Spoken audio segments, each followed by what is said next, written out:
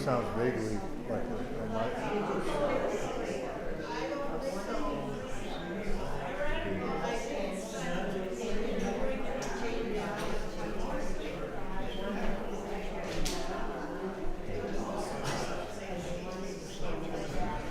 back in Virginia.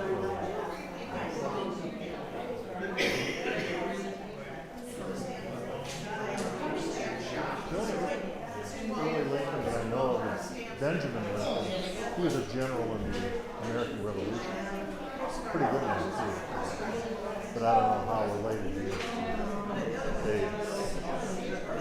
Massachusetts, maybe.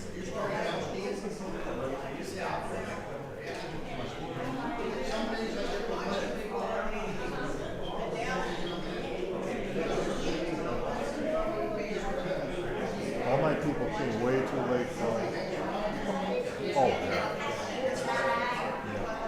Yeah, my dad, he didn't come until about the 1880s. And my mother was an immigrant. So, yes.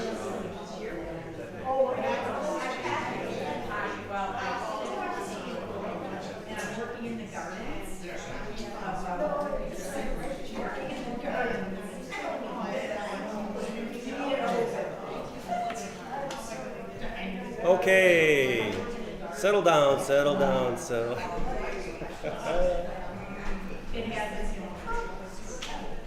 All right. You in the peanut gallery back there.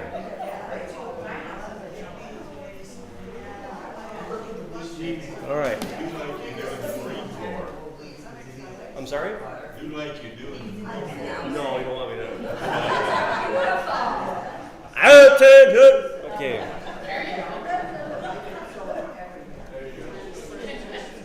All right. That was a request for my. That was still a subtle Marine Corps voice. In the Marine Corps, you learn how to project your voice. Two Marines go on the far side of the football field, one at each end, and we bark out commands, and that other Marine, but if they do the command, then you know that they heard you. So that's how you learn how to project your voice. So, and it never leaves you. Okay. Welcome to the Cedarville Area Historical Society. As some of you know, I'm Steve Myers, and I'm the president of the Historical Society, at least presently the president, because we just keep going. We keep voting, yeah. And yeah, they won't let me leave. Hey, Galen. All right. So this is our second program of the year, and so we warmed up with the first one. Now we're gonna hit it heavy and hard here. So not really hard, but okay. So anyway, tonight we have our very own Andy Dvorak, Dr. Andy Dvorak. We are very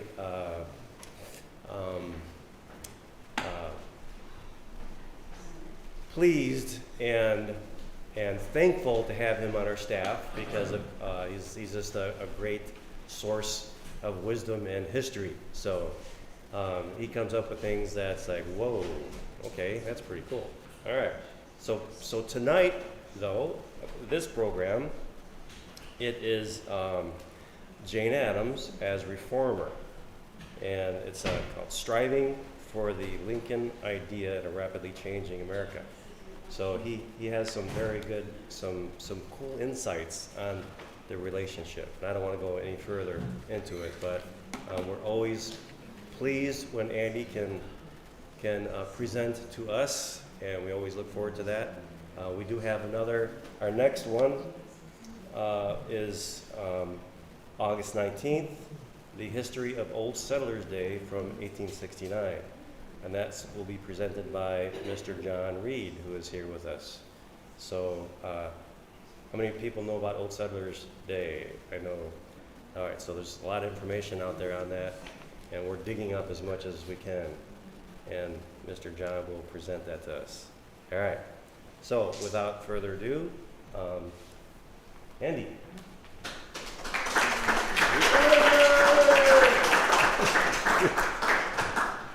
For myself. Thanks to Steve, I don't have to use a Marine Corps voice or my teacher's voice. I'm all hooked up electronically here, so let's hope that worked. Can you hear me? Yes. Good. Okay, then we're in good shape. All right. Well, thanks for coming on a hot July day to hear Jane Addams and the Lincoln Ideal. People say, well, that's what I want to do on a July day. But anyway, thanks for coming. I guess what I want to do tonight is kind of link together some of the ideas of Abraham Lincoln with the ideas and also the good works of Jane Addams. Jane Addams was what, 2 generations younger than Lincoln, although Jane Addams' father was friends with Lincoln. They didn't serve together in the state legislature, but they were active in Republican Party politics.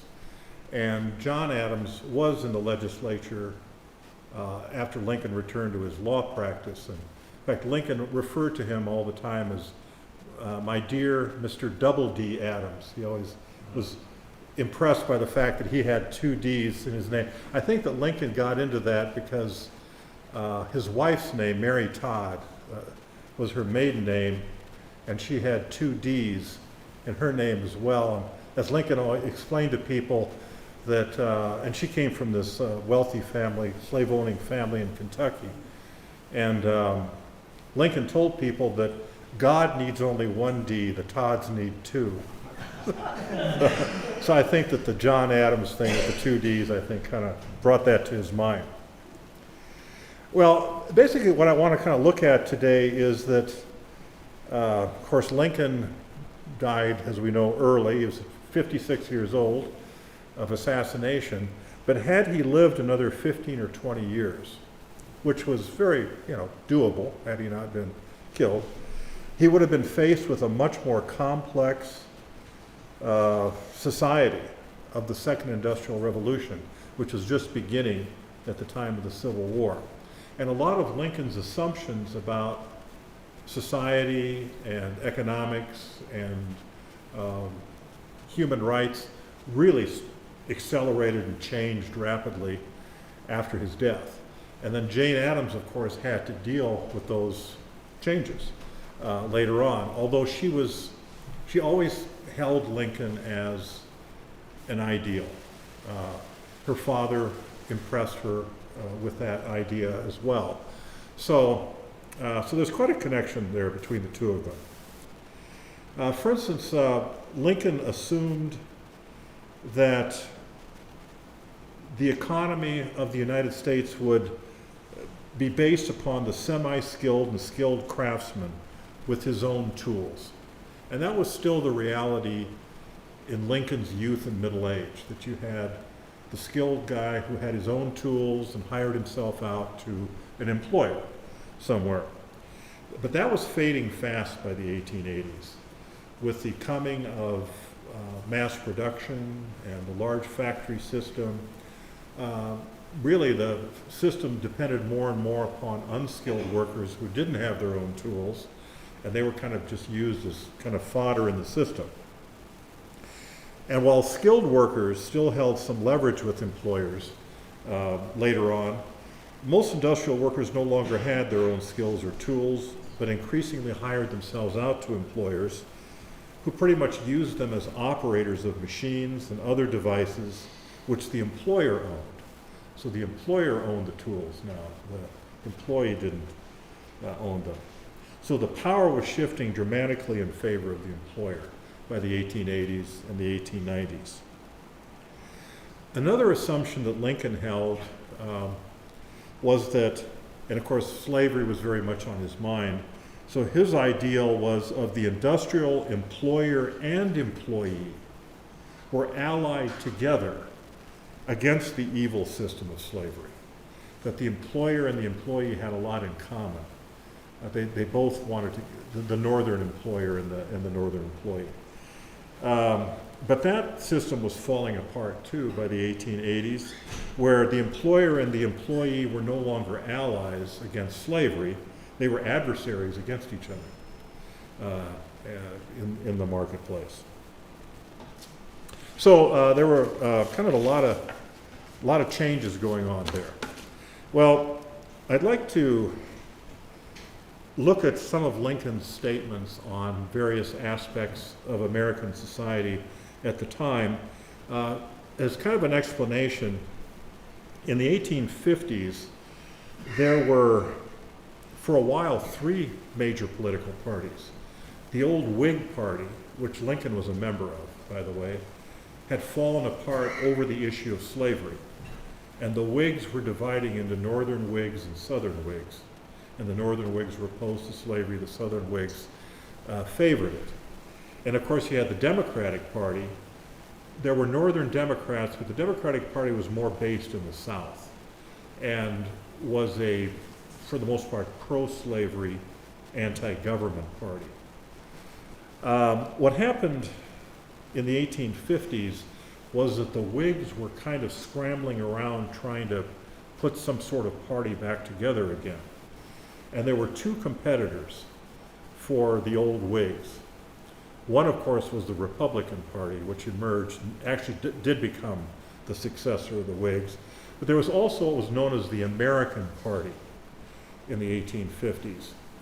And they were kind of the anti-immigrant, anti-Catholic party. And believe it or not, there were some Whigs who believed they were so worried about the slavery issue that they thought, let's change the subject. Let's stir up Americans against immigrants. And they won't argue over slavery so much anymore. That was kind of, and actually for a while, it seemed like the American Party was going to be the successor to the Whigs for a while. They came to be known as Know-Nothings. And that was kind of a hint that they weren't going to make it permanently. I mean, when you get a nickname like the Know-Nothings, your future probably isn't very bright. How they got the nickname was that there was an anti-immigrant society known as the Order of the Star-Spangled Banner. And they were a secret society, and you came in by invitation only. And the members were told that if anybody asked you the details about our organization, you tell them, I know nothing. So they came to be known as the Know-Nothings. So that's what Lincoln's referring to in this statement here, Lincoln on immigration. And Lincoln's saying this in August of 1855. He said, I am not a know-nothing. That is certain. How could I be? How can anyone who abhors the oppression of Negroes be in favor of degrading classes of white people? There's something slightly racist about that statement there, but you know, in the context of the time, whatever. Our progress in degeneracy appears to me to be pretty rapid. As a nation, we began by declaring that all men are created equal. We now practically read it, all men are created equal except Negroes. When the Know-Nothings get control, it will read, all men are created equal except Negroes and foreigners and Catholics. When it comes to this, I should prefer emigrating to some country where they make no pretense of loving liberty. To Russia, for instance, where despotism can be taken pure and without the base alloy of hypocrisy. So this is Lincoln in the mid-1850s. And of course, he was very much allied with the new Republican Party and very much opposed to the Know-Nothings.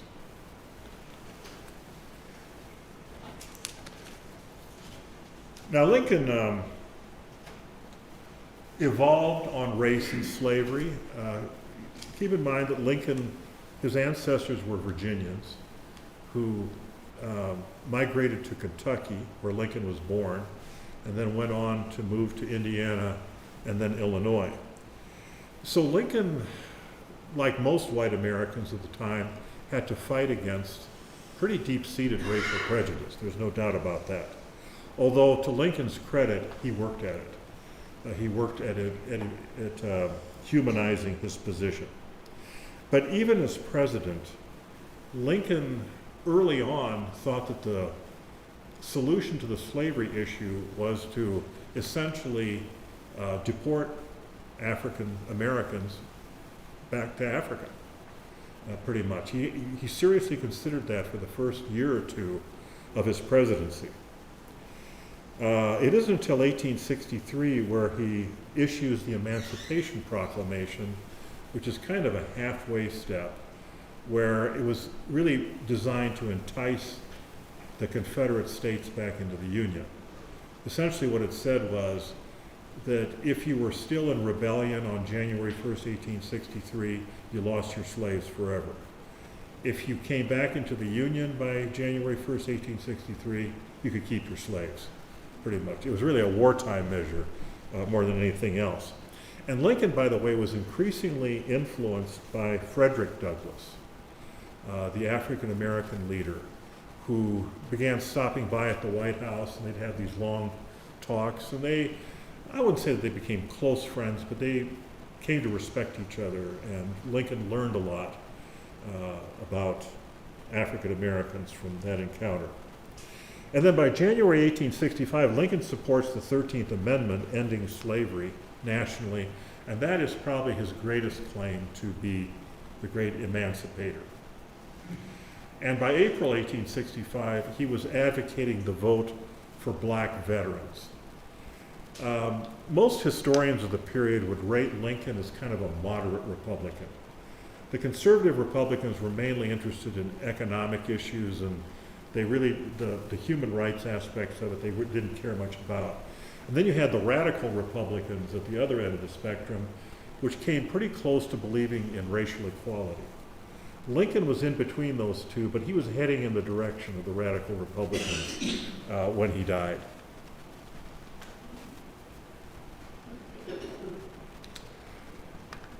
Lincoln was also devoted his life long to the free labor ideology. And this was fairly popular at the time, particularly in the North. And it's pretty much the idea that a worker begins by offering his labor. And sorry, but I keep using the word his, because in their minds at that time, the his was really the, I guess, the operative word. But a worker begins by offering his labor, saves money by being frugal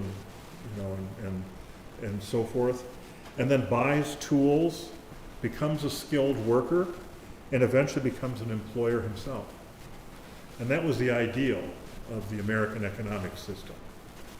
And there was still quite a bit of truth to the Lincoln ideal in the 1850s, even in the 1860s. By the 1880s, that was becoming less and less the case. And of course, Lincoln is murdered in April 1865.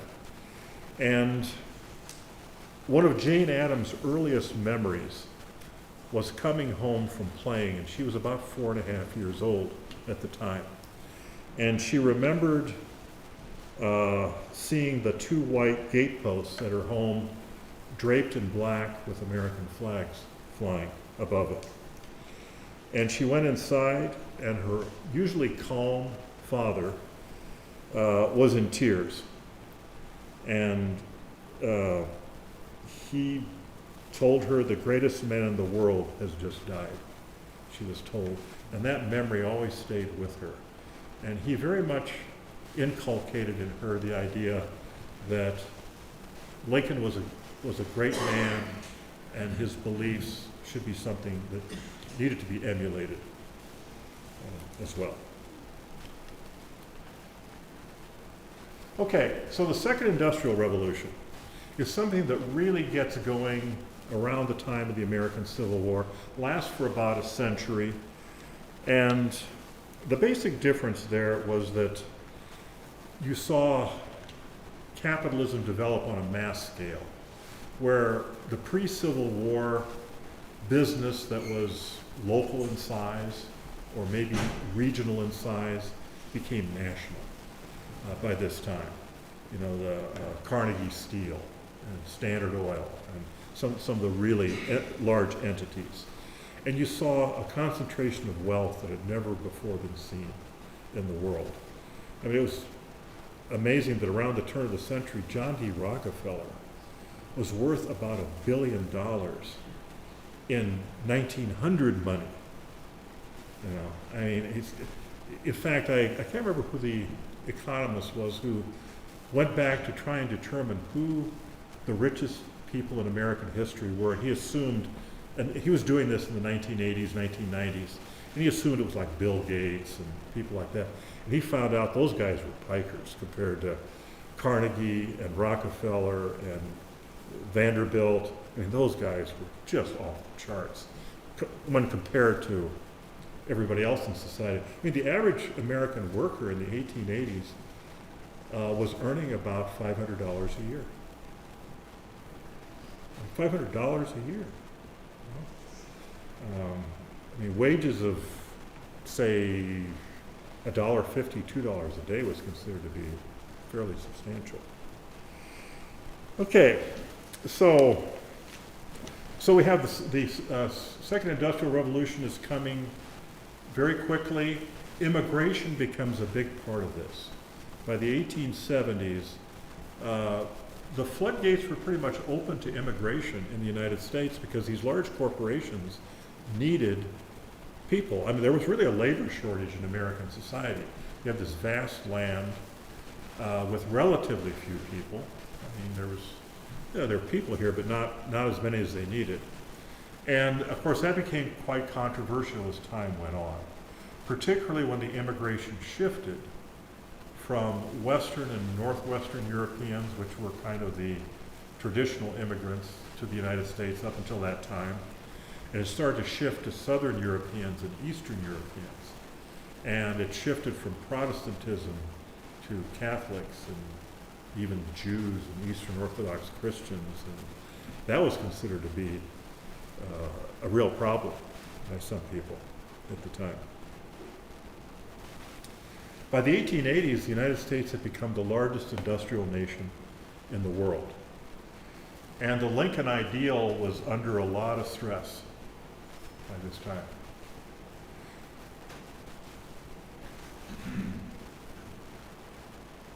And here you can see, which is very typical, child labor was very typical at the time. In fact, when people talked about child labor, they talked about people younger than 15. If you were 15, you were considered essentially an adult as far as labor was concerned by that time. There are a couple of terms here: survival, or the social Darwinism, and the gospel of wealth was pretty much derived, not that Charles Darwin believed this, but other people took his writings on evolutionary biology and applied them to economics and society, and argued that to become wealthy indicated that you were the most fit in society. In other words, the most fit people rose to the top and became wealthy. And the farther down the ladder you were, the less fit you were, essentially was the argument at the time.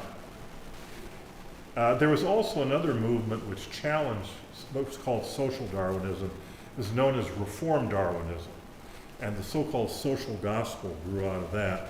Reform Darwinism argued that people don't always fail in life due to their own shortcomings. I mean, you have the argument that they would quite often make was that John D. Rockefeller's son has a much greater chance of becoming a billionaire than the son of some poor immigrant, unskilled immigrant, right? I mean, it just happens that way. Okay. All right, so we have Jane Addams, who is born in 1860. So at the end of the Civil War, she's not even 5 years old, although she's very much influenced by what occurred in the Civil War. And the image we tend to have of Jane Addams today, if there's any image at all, which she's probably the most underreported great person in American history. even around here. I mean, I talk to people in Stevenson County, never heard of Jane Addams. Seriously, they never have.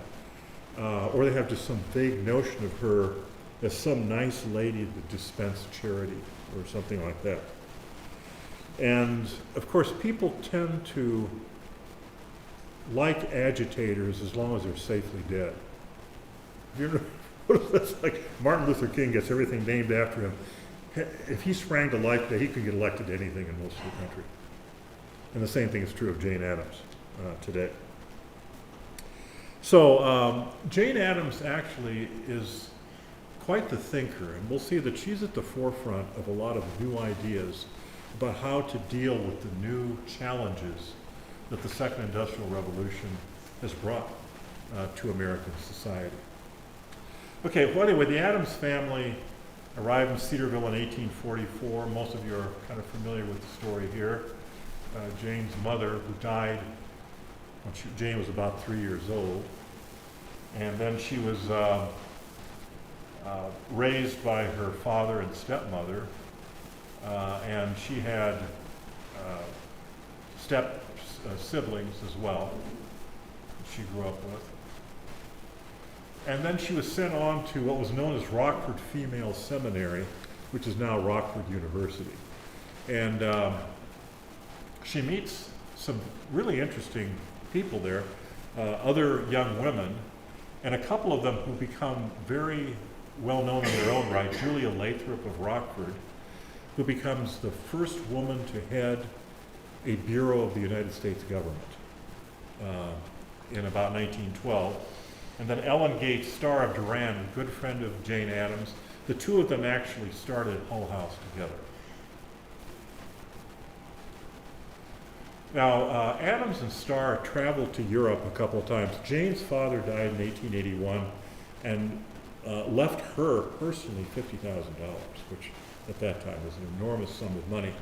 And she made 2 or 3 trips to Europe in the 1880s, and she and Ellen Gates Starr traveled to what was known as Toynbee Hall in the East End of London in 1888. And Toynbee Hall is considered to be the first settlement house in the world, where you had kind of middle and upper class young people who were well educated, went into the slums of London to do what they could to improve the situation there. And Jane and Ellen wanted to do something different with their lives, and they hit on this. They thought, this is exactly what we're looking for. So they came back to the United States, and a year later opened Hull House in Chicago's 19th Ward. And Chicago's 19th Ward was a real slum at the time. As somebody put it, it was home to 50,000 souls, 7 churches, 2 missions, 10 parochial schools, no public schools, and 255 saloons. So she had her work cut out for her. One thing that they soon discovered was, and of course the death rate was extremely high from cholera and dysentery and typhus, and a lot of immigrants were stuffed into the neighborhood. Something that Jane and her friends discovered was one of the main reasons for that high death rate was that the level of the street was 18 inches above the pavement. That 18 inches was all compressed garbage. And it was just like piled, and it was no wonder, all these diseases spread in the neighborhood. Hull House opened in September 1889, and they kept the name. Charles Hull was a wealthy Chicago industrialist, and when he built Hull House in 1856, it was actually on the outskirts of Chicago. It was like his summer home. And I think it was his niece who rented it to Ellen and Jane. She was so impressed with what they were trying to do that she pretty much turned it over to them for free, as long as she kept the name Hull House. So that's what they did. And another talent of Jane Addams was she could get money out of a turnip. I mean, she whenever she ran low on funds, she would figure out some way to either charm somebody or go on a speaking tour and make some money. But within a few years, there were other buildings that were built that were attached to the original Hull House. And pretty soon it took up an entire city block.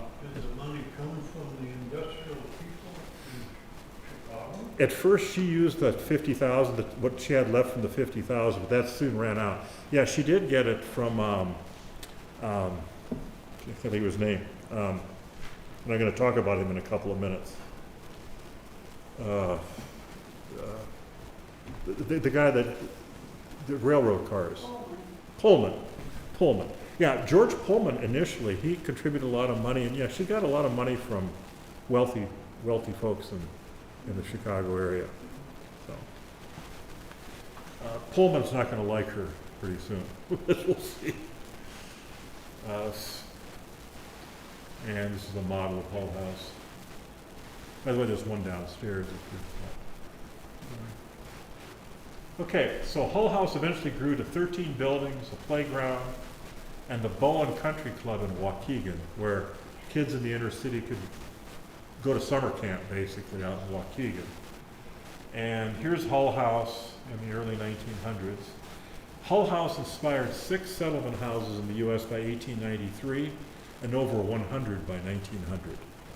In fact, something that really advertised Hull House to the whole nation was the Chicago World Exposition of 1893. People came from all over the country, and they had heard about Hull House, and they toured Hull House while they were here, and then they took the idea back home with them. Okay, so Hull House was based upon, Jane Addams made it clear that what they were doing was not charity. In fact, her point was that she and her friends weren't there to come tell the people of the neighborhood how to live. They came there to ask the people of the neighborhood what they could do to help them. And her point was, she hated this model that was quite often the case, where you had these wealthy, usually women at this time, on the other side of town that would come in and do some charity thing once or twice a year. As Jane Addams pointed out, that what do these wealthy people know about poverty? If you want to know about poverty, go to the best source, go to poor people. There's nobody that knows about poverty more than poor people, right? In fact, poor people are the ones that tend to give a higher proportion of their income to charity and actually understand other poor people.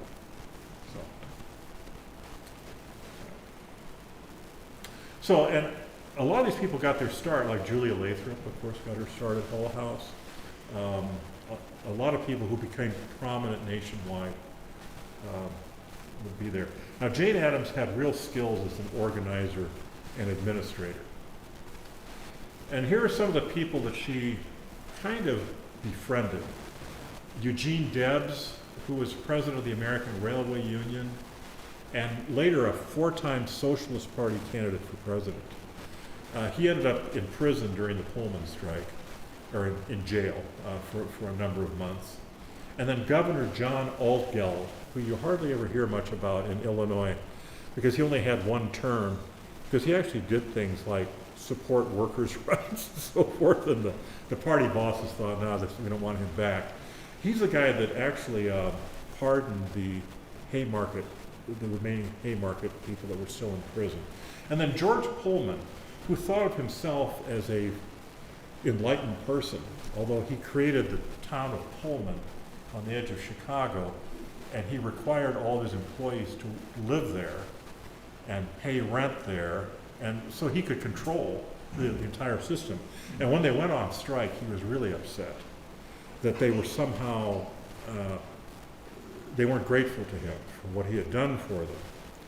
And then he was really angry when he found out that Jane Addams was on their side.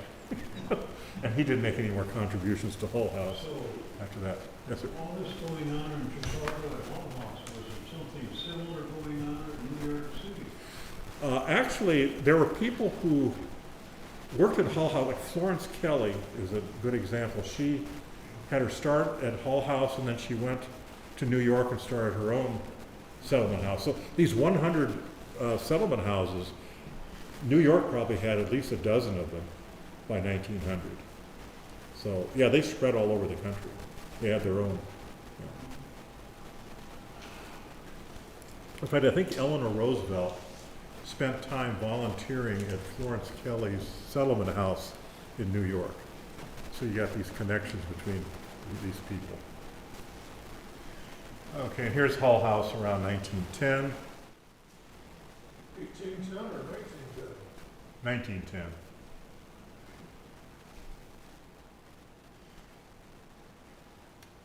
Okay, now I wanted to mention a couple of ideas, philosophical ideas that kind of grew out of what was happening in the Second Industrial Revolution.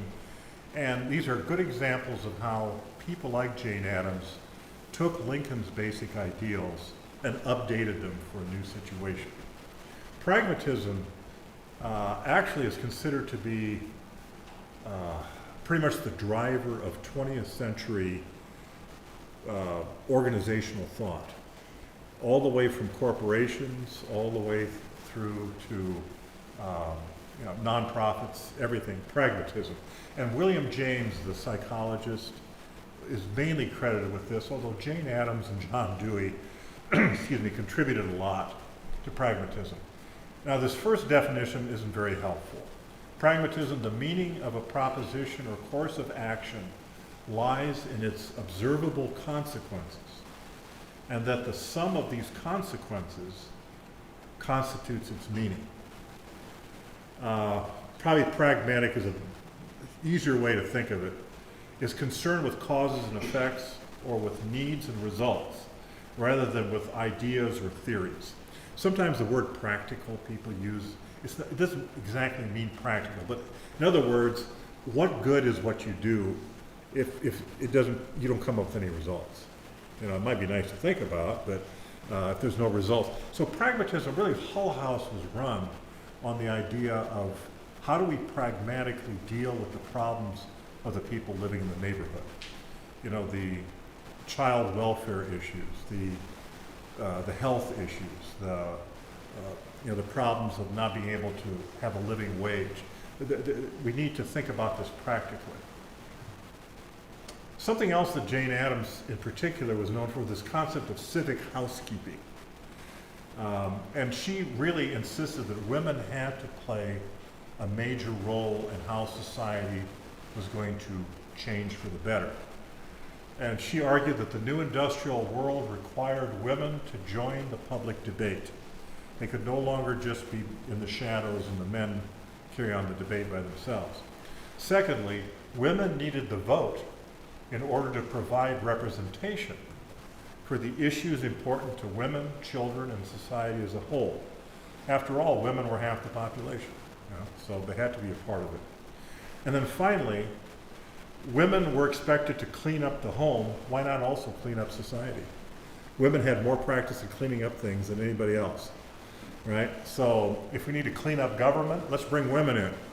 You know, if we need to, whatever. Obviously, it makes a incredible amount of sense. Jane Addams was very much involved in the progressive movement of the first 2 decades of the 20th century, the women's suffrage movement. She allied herself with various people at various times. Like with Theodore Roosevelt, when he ran as a third-party candidate in 1912, she endorsed him because he came out for women's suffrage. Not that he was a great believer in it, but he thought he'd pick up some votes that way. Later on, when they differed over World War I, he never had anything to do with her again. Ida B. Wells, she had moved to Chicago by this time. She was an activist in Memphis, civil rights activist. And at first, she and Jane Addams didn't really see eye to eye, but later on they grew to work together. In fact, Jane Addams is one of the founding board members of the NAACP. Okay, now Ellen Gates Starr converts to Catholicism and moves to New York eventually. In fact, Jane Addams and Ellen Starr were essentially lovers. And when Jane meets Mary Rosette Smith, they kind of go their separate ways. So that's what their relationship becomes more distant. Julia Lathrop, again, becomes director of the United States Children's Bureau in 1912, appointed by President Taft, the first woman to head a U.S. federal bureau. She was known as America's first official mother. And then all kinds of concepts grew out of Hull House, things that we kind of take for granted today. The first adult education courses in the nation were at Hull House. The playground movement. The kids needed parks and playgrounds to developed out of Hull House. Daycare grew out of Hull House. So a lot of concepts. There was a project that Hull House sponsored to bring together all the sociological data from the 19th Ward. And it was collected in the Hull House maps and papers. And to this, it's just a masterful sociological study of every dwelling in the 19th Ward. Who lived there, what ethnic group lived there, income, all kinds of information. And this is Mary Rosette Smith. Their relationship began in the early 1890s and lasted until Mary's death in 1934. She had a lot of money too, by the way. So whenever finances grew thin, they could kind of fall back on her family income. And a number of other people that were really very prominent in Chicago in general, but Hull House in particular. Alice Hamilton volunteered at Hull House. She was the first woman to earn a medical degree from Harvard. And she later on became I think she was the first female faculty member on the medical faculty at Harvard later on. Florence Kelley, who again volunteered at Hull House and then went on to start her own settlement house in Chicago. Louise Bowen, tons of money. Her husband was an industrialist of some sort. Whenever Jane Addams was just exhausted, they take her over to Louise Bowen's house for a couple of weeks to kind of rest up. And then Julius Rosenwald, he was the CEO of Sears Roebuck. And Julius Rosenwald is not, hardly anybody knows who Julius Rosenwald is today. Julius Rosenwald bankrolled not only Hull House, but all kinds of improvements for Chicago and the nation. There was the Labor Museum, which Jane Addams started at Hull House. She noticed that a lot of the younger immigrant kids didn't really respect their parents and grandparents much. They thought that they were a bunch of losers. So Jane Addams went out and discovered what were the talents that these parents and grandparents had, like weaving, watchmaking, whatever it was. And then she'd bring it to Hull House and have these people demonstrate the techniques. And Julius Rosenwald looked at this and it inspired him to create the Museum of Science and Industry in Chicago, too. So here are the children of Hull House. You have the nursery, daycare. The kids were taught to cook in the cafeteria, of course. You had the playground, gymnasium, dining room, music lessons also at Hull House. And Jane Addams was in the habit of, if somebody came to volunteer, she said, what are your talents? And she told them, okay, this room's available on Tuesday night.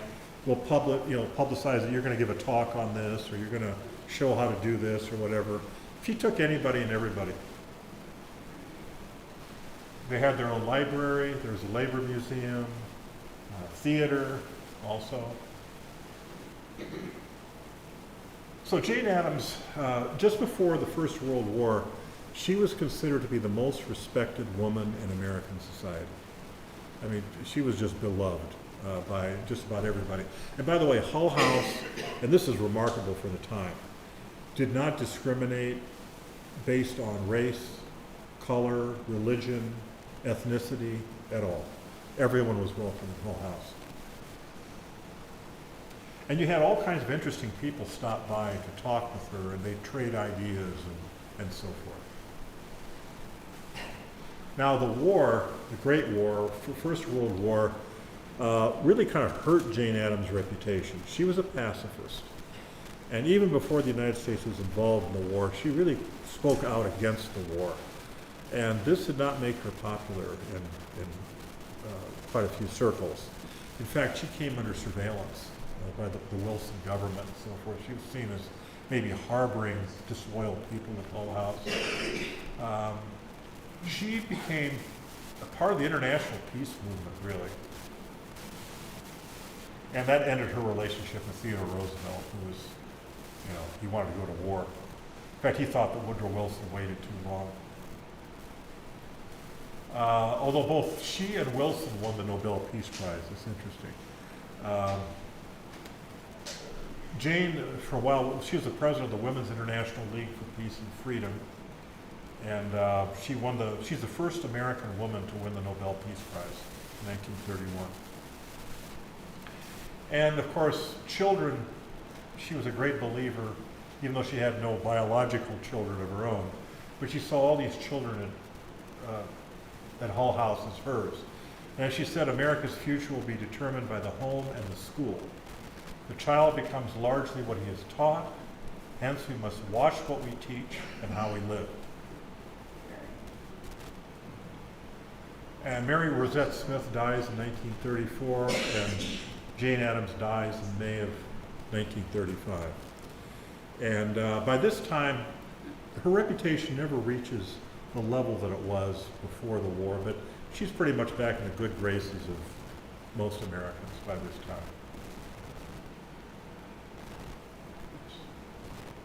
And of course, she's buried right around the corner here. By the way, there are people that wanted to bury her in the National Cathedral in Washington next to Woodrow Wilson. But she said no, she wanted to be buried in Cedarville with her family.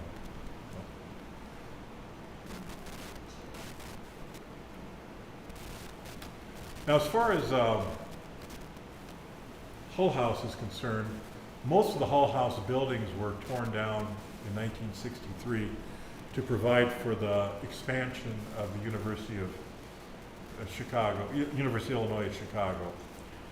And the Jane Addams, the Hull House Association, which survived, was disbanded in January of 2012. They went bankrupt after the Great Recession, pretty much.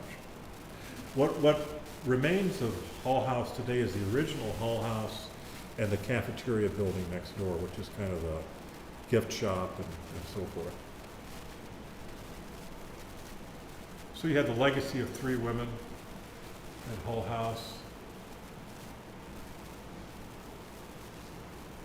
And really what you see from the Lincoln ideal to what Jane Addams did was really a kind of a transition from 19th century rural America, which both Lincoln and Jane Addams grew up in, to 20th century urban America.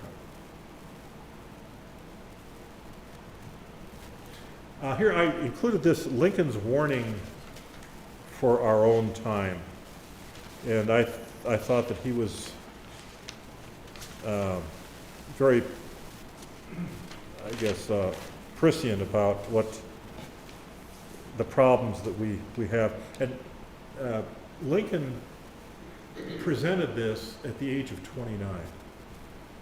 He was talking to I think the Springfield, some young men's association. And he talked about what dangers does the United States face. He said, at what point shall we expect the approach of danger? By what means shall we fortify against it? Shall we expect some transatlantic military giant to step the ocean and crush us at a blow? Never.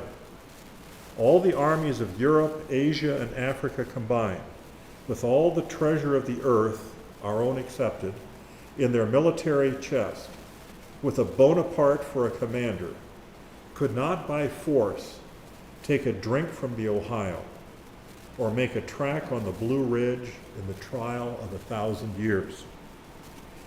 At what point then is the approach of danger to be expected? I answer, if it reach us, it must spring up among us.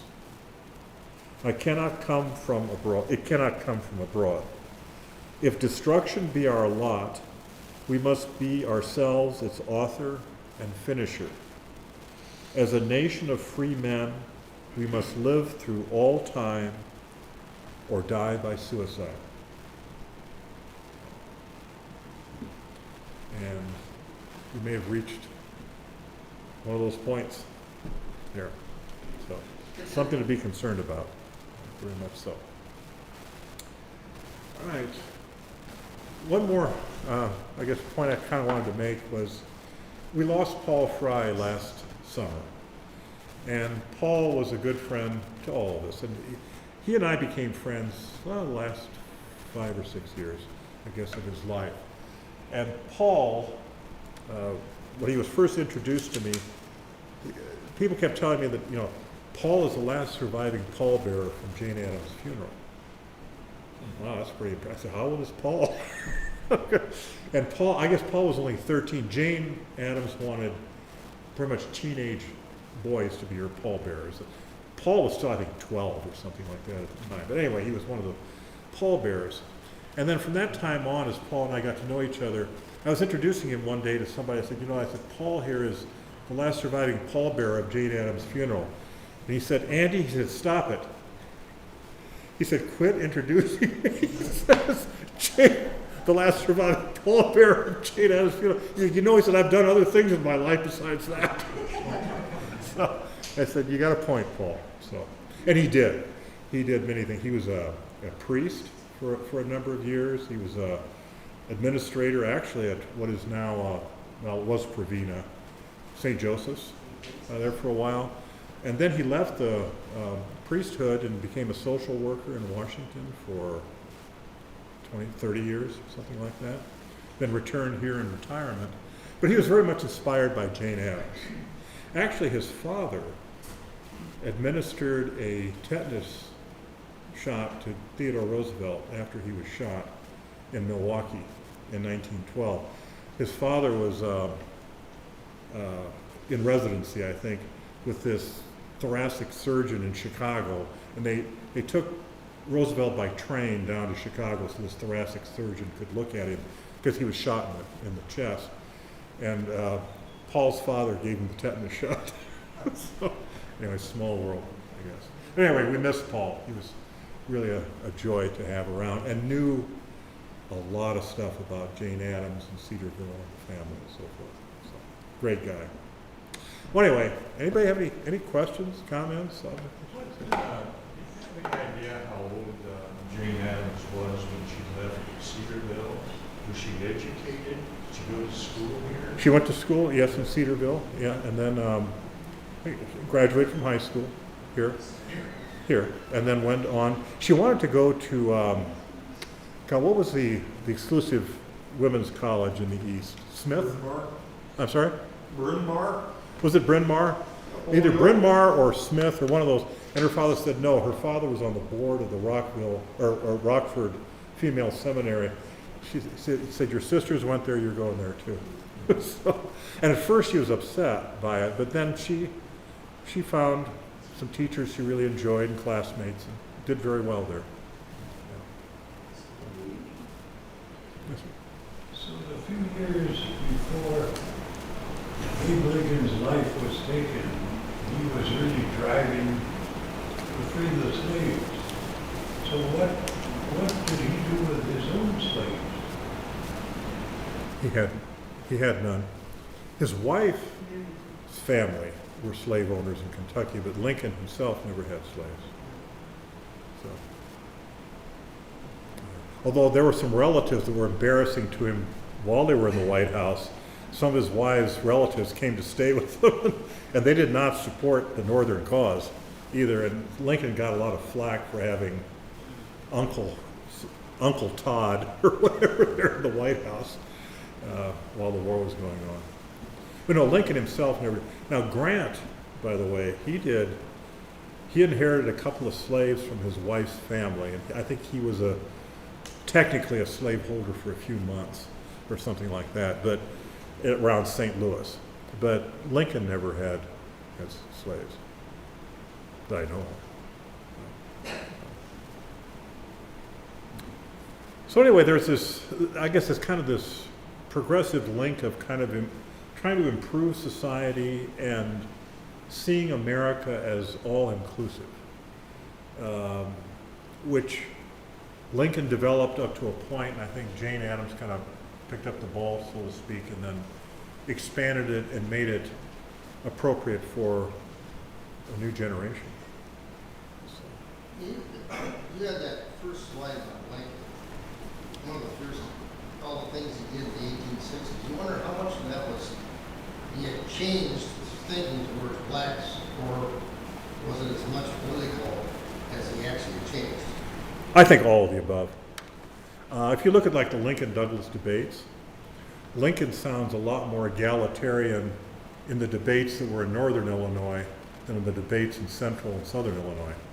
He really hedges his position. He was pretty political. I mean, Oh, yeah. I mean, Oh, yeah. yeah. And that's something a lot of people either don't understand about Lincoln or kind of refuse to understand about him, is that could he pull a fast one when he needed? Of course yeah. But he did do it, I think, for the best possible purposes, I think. But, yeah, oh, yeah. Yeah, he smoothed over his political positions when it suited the moment. Sure.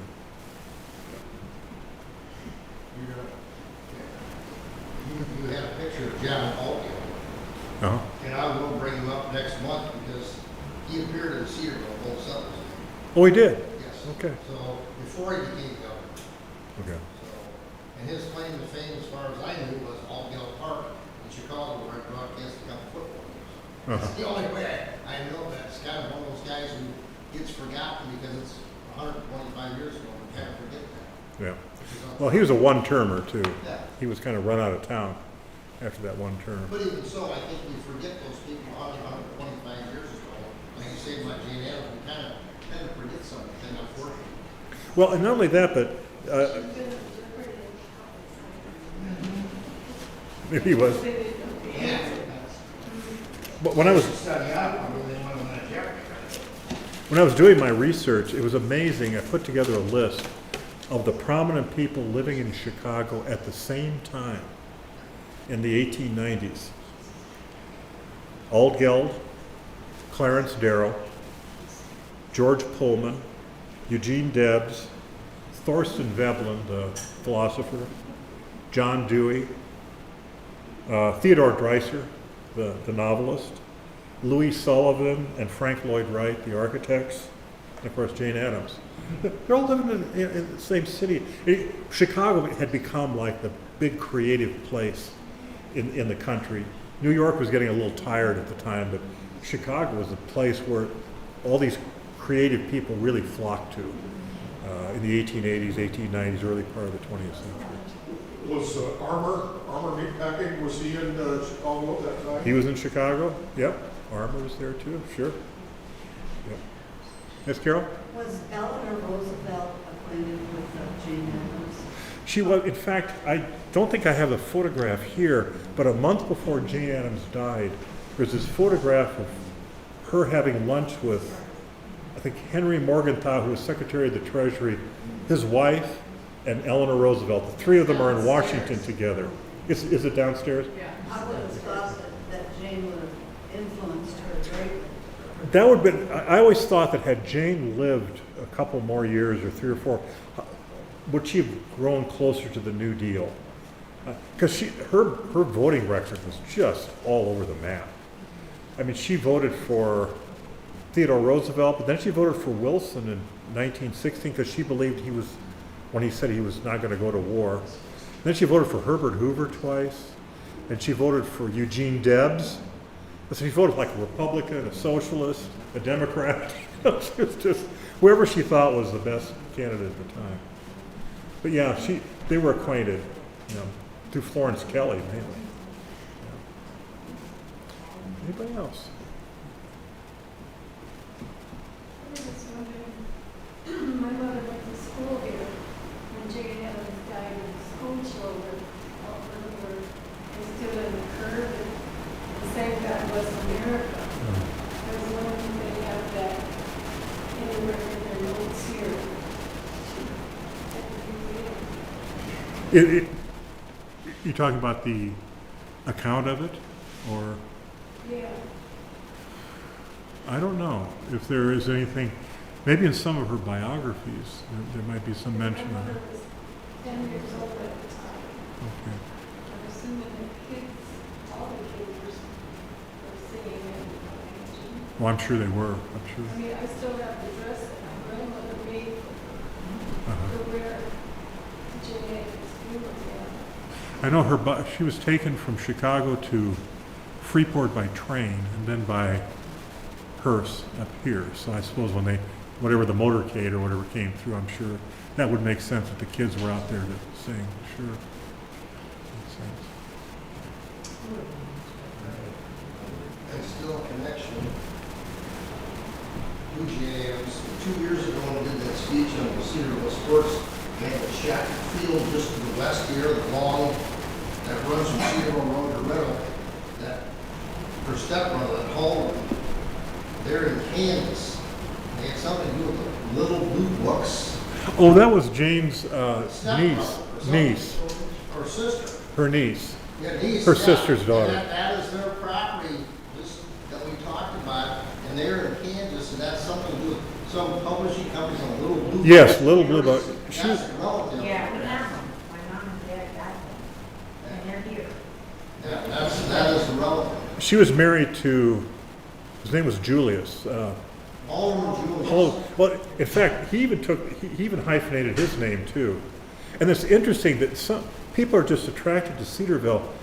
And this is, Marcette was her name. And when she and Julius divorced, and then she died, and then he died about 12 years later, and he's remarried by now. He's buried in Cedarville Cemetery. How in the world that happened, I have no idea. But it's like they divorced and everything. He remarried, but when he died, he drowned in a swimming pool.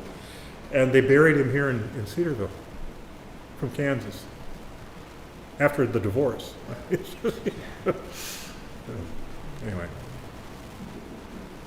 Yeah. Anything else? Let's go. We've got some food, refreshment on a hot day. Thank you all for coming. Really appreciate it.